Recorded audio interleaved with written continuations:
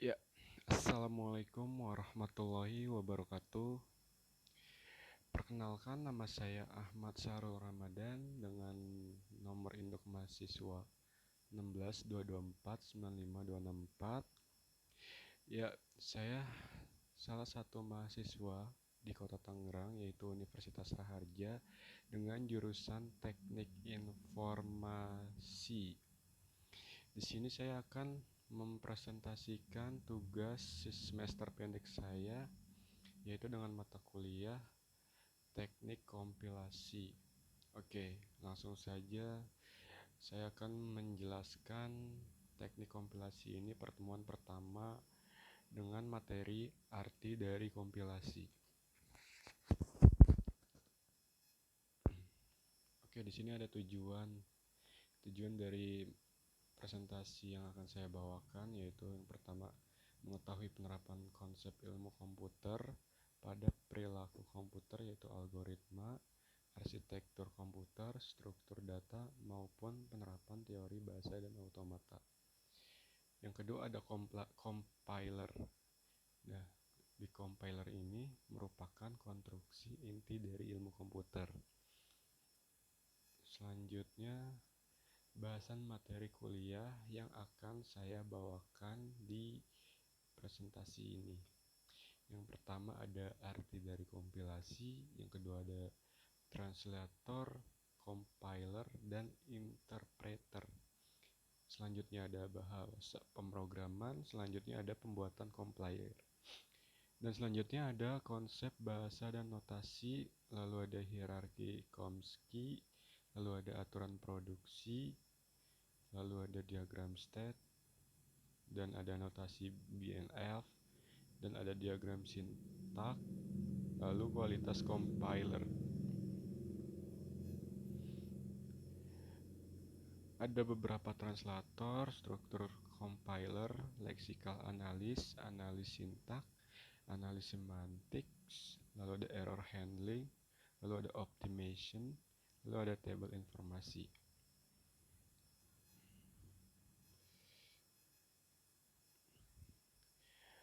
Lalu langsung aja kita ke materi yang pertama, yaitu arti kata teknik kompilasi. Teknik yaitu metode atau cara. Kompilasi itu proses menggabungkan serta menerjemahkan suatu source program menjadi bentuk lain. Oke, lalu next ada translator, compiler, dan interpreter. Di sini translator yaitu suatu program di mana mengambil input sebuah program yang ditulis pada satu bahasa program source language ke bahasa lain, the object on target language. Lalu ada jika source language adalah high level language seperti COBOL, Pascal, Fortran, maka object language adalah low level language atau mesin language. Translator seperti ini disebut compiler. Kenapa sih perlu translator? Dengan bahasa mesin adalah bahasa untuk bahasa terendah komputer, berhubungan langsung dengan bagian-bagian komputer seperti bits, register, dan sangat primitif. Jawaban atas pertanyaan ini akan membingungkan bagi programmer yang membuat program dengan bahasa mesin. Bahasa mesin adalah tidak lebih dari urutan 0 dan 1. Instruksi dalam bahasa mesin bisa jadi dibentuk menjadi microcode, semacam prosedur dalam bahasa mesin. Bagaimana dengan orang tidak mengerti bahasa mesin? Lalu ada beberapa translator. Yang pertama itu ada assembler. Source code adalah bahasa assembly, object code adalah bahasa mesin. Di sini ada tahapan-tahapan assem, lalu ada assembler, lalu ada object codes atau .x atau .com. Yang kedua ada compiler. Source code adalah bahasa tingkat tinggi, object code adalah bahasa mesin atau bahasa assembly. Source code dan data diproses berbeda. Dan sini ada tahapan compiler. Tahapannya yaitu source code, lalu ke compiler, lalu ke object code, lalu ke execution, dan di execution ini ada data juga, dan data juga tahapnya ke execution juga, dan yang terakhir itu ada hasil. Oke, yang ketiga itu ada interpreter. Interpreter tidak menghasilkan bentuk objek code, tetapi hasil translasinya hanya dalam bentuk internal, di mana program induk harus selalu ada beberapa dengan compiler. Dan tahapannya itu ya ada source code, lalu ada data, dan source code data ini bisa ke translator, dan yang terakhirnya itu yaitu hasil.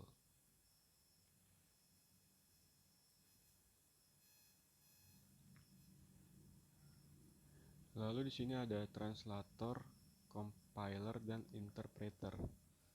Dan tahapannya itu source code, lalu ke compiler, dari compiler, lalu ke object program, dan yang terakhir itu error message. Dan di materi selanjutnya itu ada compiler versus interpreter. Compiler bisa menangkap berbagai kesalahan dalam satu program kode sumber secara sekaligus. Kalau interpreter cuma bisa menangkap beberapa kesalahan pada satu baris kode sumber pada suatu saat. Lalu selanjutnya, biasanya program yang dihasilkan compiler lebih cepat dari waktu pelaksanaan program dengan interpreter. Dan selanjutnya, kalau compiler menghasilkan kode antara, misal object code, dan harus digabungkan atau di-link menjadi bentuk yang dapat dijalankan mesin atau komputer, atau biasa yang disebut executable. Kalau interpreter biasanya tidak menghasilkan kode antara.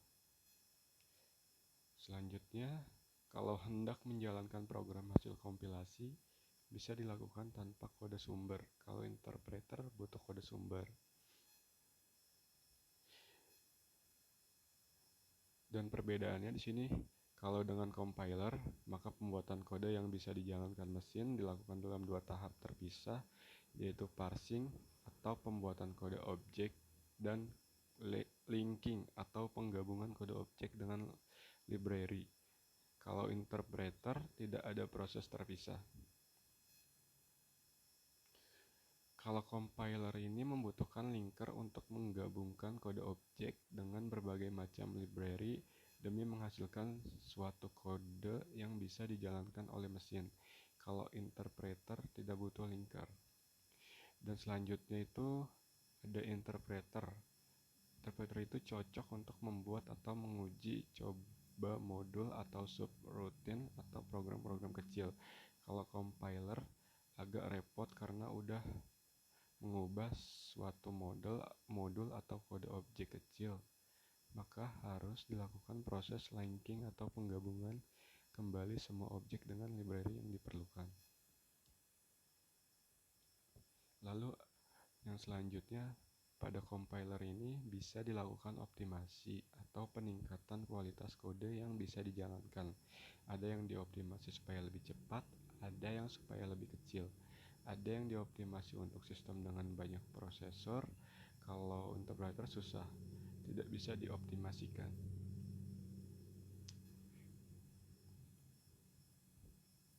Selanjutnya yaitu proses kompilasi dikelompokkan ke dalam dua kelompok besar. Yang pertama itu ada analisa, dan yang kedua itu ada sintesa. Analisa ini yaitu program sumber dipecah-pecah dan dibentuk menjadi bentuk antara intermediate representation. Dan sintesa ini yaitu membangun program sasaran yang diinginkan dari bentuk antara. Dan di sini ada fase-fase proses sebuah kompilasi. Fase-fasenya ini ada program sumber, lalu penganalisan leksikal, scanner, penganalisa sintaks, parser, lalu ada penganalisa semantik, lalu ada pembangkit kode antara, dari pembangkit kode antara lalu ke pengoptimal code, lalu ke pembangkit code, dan yang terakhir itu ada bahasa sasaran. Dan di sini itu ada pengelolaan table simbol dan penanganan kesalahan. Jadi bisa dilihat sendiri tahap-tahapnya seperti ini.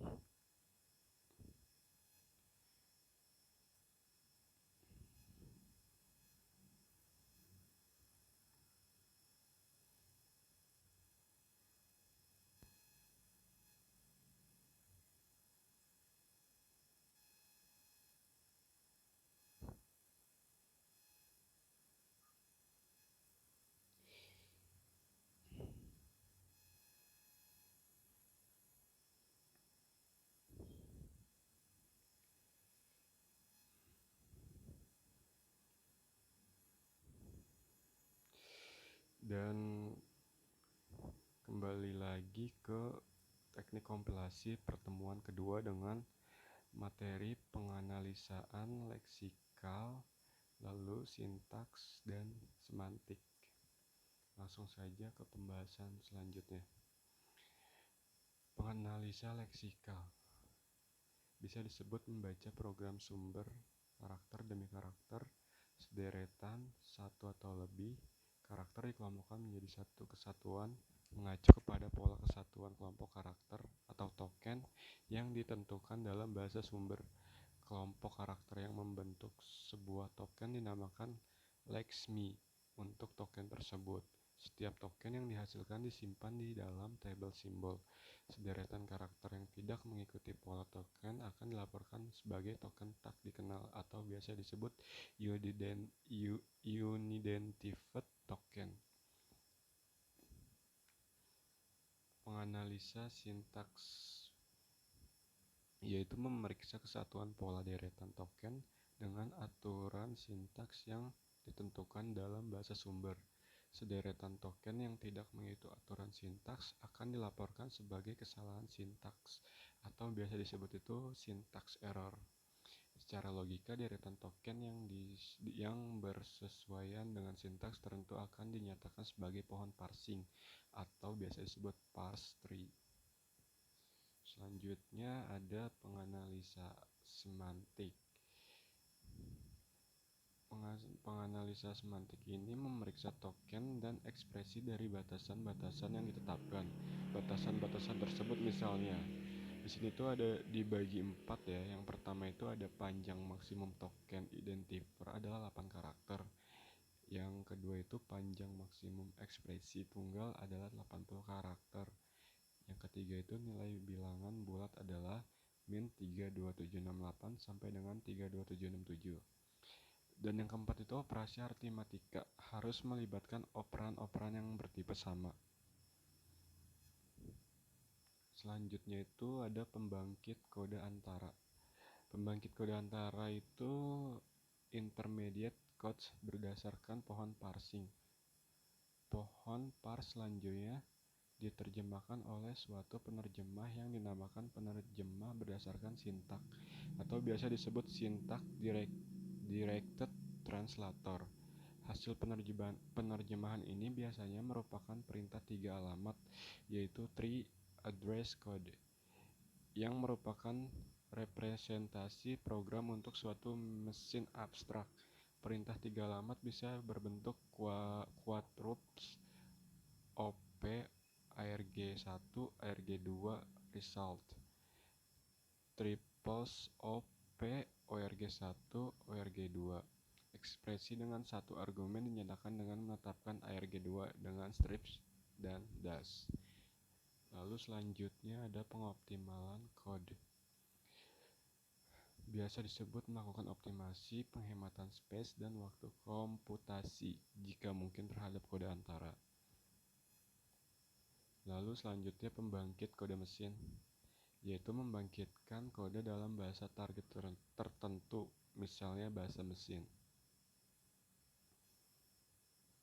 Nah, di sini ada contoh kompilasi dan berikut adalah diagram-diagramnya. Position initial plus rate dikali 60. Lalu tahap selanjutnya ke penganalisan leksikal atau scanner. Lalu ke penganalisan sintaks parser. Lalu ke penganalisa semantik.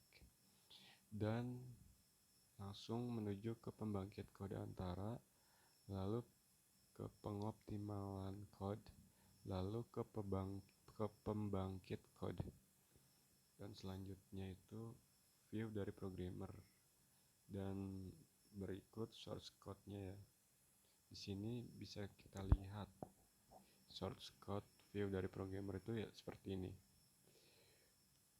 Lalu selanjutnya ada mesin view.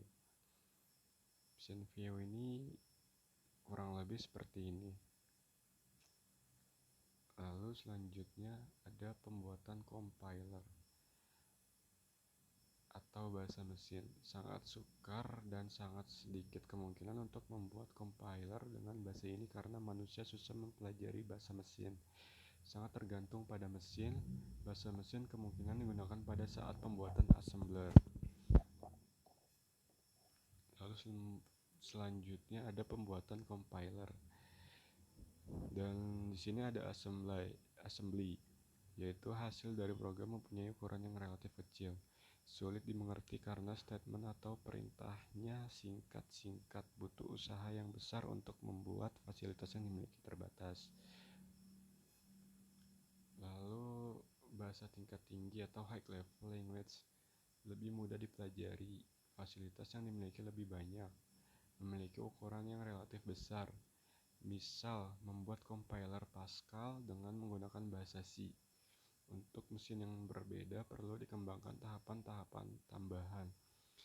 Misal, membuat compiler C pada DOS berdasarkan compiler C pada Unix.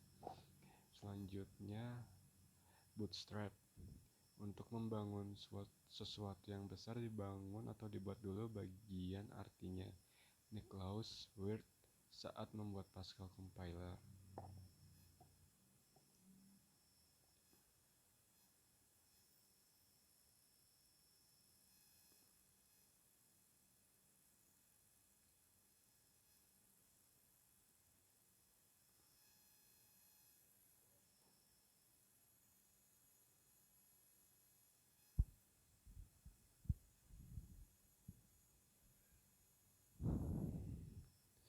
Ya, balik lagi bersama saya dan selanjutnya saya akan mempresentasikan mata kuliah teknik kompilasi pertemuan 3 dengan materi bahasa sumber. Oke, lanjut ke Bootstrap. Di sini ada P2, P1, dan ada PO. Lalu PO itu dibuat dengan assembly. P1 dibuat dari PO dan P2 dibuat dari P1. Jadi compiler untuk bahasa P dapat dibuat tidak harus dengan menggunakan assembly secara keseluruhan. Dan di sini ada contoh dari source program ke dalam kode mesin. Contohnya seperti ini. Lalu pembahasan bahasa sumber. Bahasa dapat diartikan yaitu kumpulan kalimat, dan kalimat dapat diartikan dengan rangkaian kata. Kata dapat diartikan dengan unit terkecil komponen bahasa yang tidak dipisah-pisah lagi. Lalu ada kalimat-kalimat. Seekor kucing memakan seekor tikus, dan Budi menendang sebuah bola. Adalah dua contoh kalimat lengkap bahasa Indonesia. Dan kalimat lengkap bahasa Pascalnya itu seperti ini. A cat eats a mouse dan Budi kick a ball adalah dua contoh kalimat lengkap dalam bahasa Inggris. If A 9.0 then B2.2 sama dengan A2 tambah A3 titik koma kutip dan kutip for I titik 2 sama dengan start to finish do A tutup kurung atau buka kurung I titik 2 sama dengan B tutup kurung I kali since buka kurung I kali PI garing 16.0 titik kutip adalah dua contoh kalimat lengkap dalam bahasa pemrograman Pascal. Lalu ada dalam bahasa pemrograman kalimat lebih dikenal sebagai ekspresi sedangkan kata sebagai token. Bahasa tingkat tinggi pemrograman. Bahasa yang lebih dikenal oleh manusia maksudnya adalah statement yang digunakan menggunakan bahasa yang dipakai oleh manusia. Bahasa pemrograman didefinisikan dengan membentukkan bentuk programnya atau sintaks dan arti programnya atau semantik, memberikan fasilitas yang lebih banyak seperti struktur kontrol, program yang terstruktur, blok-blok, serta prosedur dari fungsi-fungsi. Program mudah untuk dikoreksi atau didebug, tidak tergantung pada salah satu mesin. Kontrol struktur seperti kondisi if, then, else, perulangan, atau for, while, struktur blok, begin, dan end.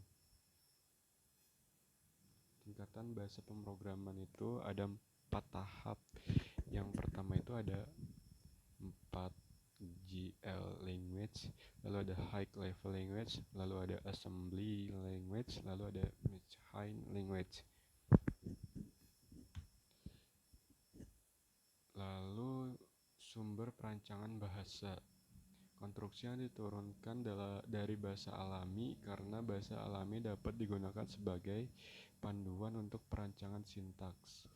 Lalu matematika, misal untuk perancangan operasi aritmatika. Selanjutnya ada bahasa pemrograman yang sudah ada. Tujuan bahasa pemrograman. Yang pertama itu tujuannya komunikasi dengan manusia, lalu pencegahan dan deteksi kesalahan, lalu usability, lalu efektivitas pemrograman, lalu compilability atau mengurangi kompleksitas, misalnya penggunaan breakcode, lalu ada efisiensi dengan meminimalisir ketidakcocokan antara hardware dengan bahasa. Dan tujuan perancangan bahasa pemrograman yang kedua yaitu ada machine independent, lalu ada simplicity, penyederhanaan komponen bahasa program, lalu ada orthogonality yaitu komponen primitif yang dikombinasikan dengan berbagai cara dalam membangun kontrol dan struktur data dalam bahasa program.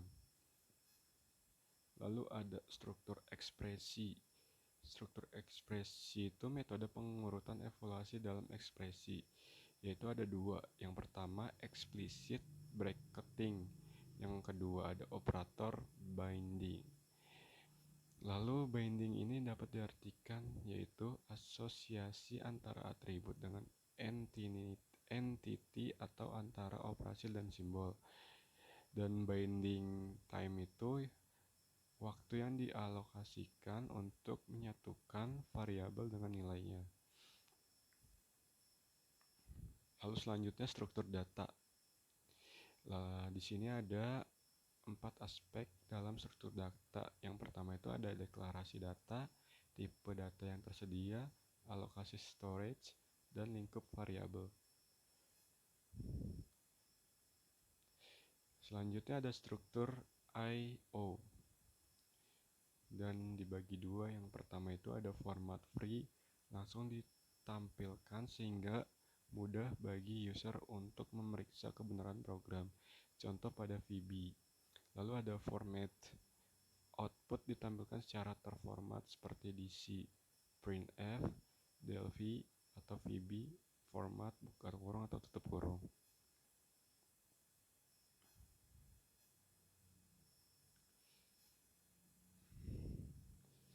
Andaikan, jadi sini ada contoh ya.